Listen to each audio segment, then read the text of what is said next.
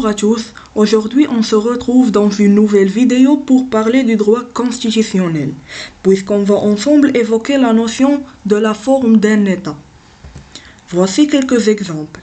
La France c'est un État unitaire présidentiel, l'Espagne un État régional, l'Allemagne État fédéral décentralisé, l'Amérique un État fédéral présidentiel. La première forme adoptée par les États, c'est la forme unitaire.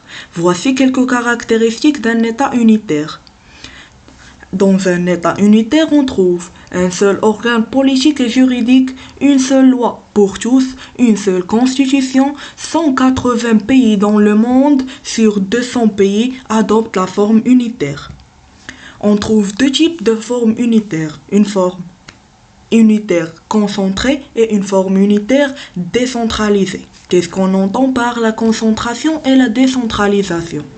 La décentralisation, l'État crée des collectivités territoriales qui peuvent s'administrer elles-mêmes dans les limites fixées par l'État. Ces collectivités ont la personnalité juridique. Elles reçoivent des secteurs dont elles ont la gestion. Ils se reprochent de la déconcentration par la volonté de transférer du niveau central vers le niveau local certaines compétences administratives. La concentration, tout le droit est élaboré au niveau de la capitale. C'est une forme rare adoptée par des petits États. La deuxième forme juridique adoptée par les États, c'est la forme régionale. L'État régional est une phase de transition entre État unitaire et État fédéral. En effet, il va plus loin que l'État unitaire classique en reconnaissant une réelle autonomie politique au profit d'entités régionales. Cependant, il ne va pas jusqu'à une autonomie totale telle que celle existant dans un État fédéral. Dans l'État régional, l'autonomie reste relative et contrôlée. Exemple, l'Italie et l'Espagne. On retient que les entités régionales n'ont pas les attributs d'un État fédéré, car leur pouvoir d'auto-organisation est encadré et leur participation à l'exercice du pouvoir étatique national très limité. Ce mode d'organisation reconnaît une véritable autonomie politique aux entités régionales, le but étant de tenir compte des spécificités tant culturelles que linguistiques. Ce mode d'organisation reconnaît une véritable autonomie politique aux entités régionales, le but étant de tenir compte des spécificités tant culturelles que linguistiques. Prenons l'exemple de l'Espagne. L'Espagne s'est lancée dans un processus de régionalisation qui pourrait enclencher un fédéralisme réel. On retient une auto-organisation de régions, avec comme incidence autonomie financière et la résolution même des conflits communauté-État devant le tribunal constitutionnel. La troisième forme adoptée par les États, c'est la forme fédérale, où on trouve un seul organe politique, plusieurs organes juridiques. La loi n'est pas la même pour tous et se compose de plusieurs États fédérés. L'État fédéral peut-on dire que c'est une coexistence d'États préservant leur identité et leur pouvoir d'auto-organisation tout en restant liés par une superstructure commune. Un État fédéral est stipulé par un acte de droit public interne, c'est-à-dire une constitution.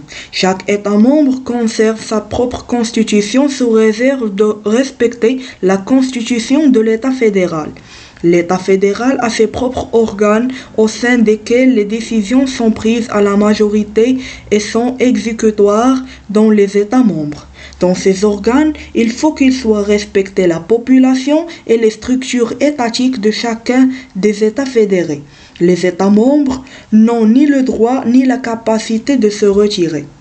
Dans la plupart des États fédéraux, les matières les plus importantes ont été réservées aux compétences des organes de l'État fédéral, la défense, les affaires étrangères et la monnaie. La structure fédérale est choisie par un nombre minoritaire d'États. Ces États sont les plus importants économiquement et démographiquement. Le fédéralisme offre plus que l'État unitaire la possibilité de préserver les autonomies locales, ce qui contribue à une sorte d'équilibre organisationnel et sociétal et renvoie aux calendes grec, les tentations identitaires négatives. Un État fédéral se base sur trois grands principes, sont l'autonomie, la participation et la superposition. L'autonomie signifie une autonomie constitutionnelle dans la mesure où c'est le texte constitutionnel qui fixe les contours de la répartition des compétences entre fédérations et entités fédérées. Chaque État dispose du droit de se doter de ses propres textes fondamentaux. En revanche, la Constitution fédérale détermine le cadre d'exercice de cette autonomie.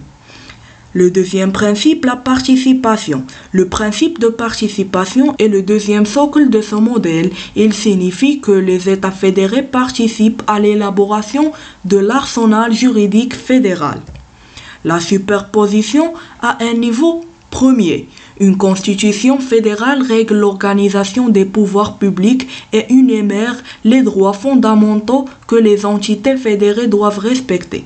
La fédération exerce les fonctions régaliennes, politique monétaire, défense, politique extérieure, nationalité.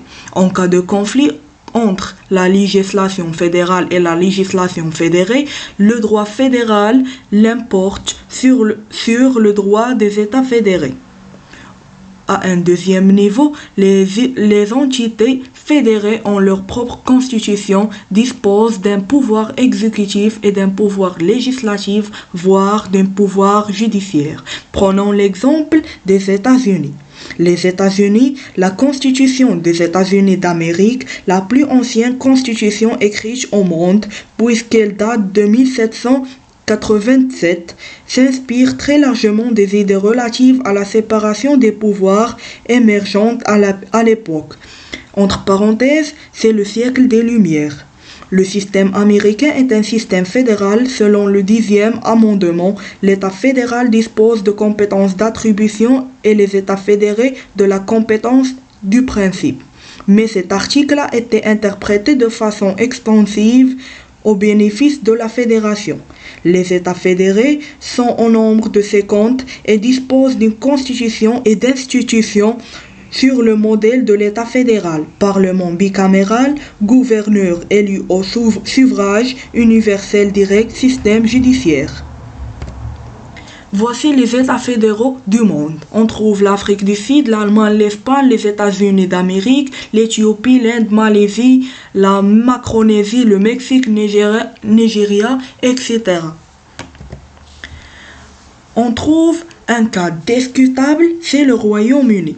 Le Royaume-Uni, au sein de cet État, l'Écosse jouit d'un régime administratif et politique qui ont fait objectivement un État fédéré par rapport à un État fédéral.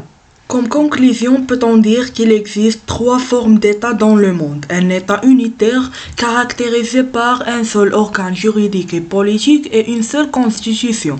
Tenons l'exemple de la France, le Maroc, etc. La deuxième forme d'État est l'État régional. C'est un État qui se trouve entre l'État unitaire et l'État fédéral. Il se base sur l'autonomie des régions et il a une seule constitution, comme l'Espagne et l'Italie. La troisième forme d'État est l'État fédéral, caractérisé par une différente loi pour tous, et il se base sur trois principes, l'autonomie, la participation et la superposition. Prenons l'exemple des États-Unis. Fin de cette vidéo, on se retrouve la vidéo prochaine, même endroit. Ciao ciao.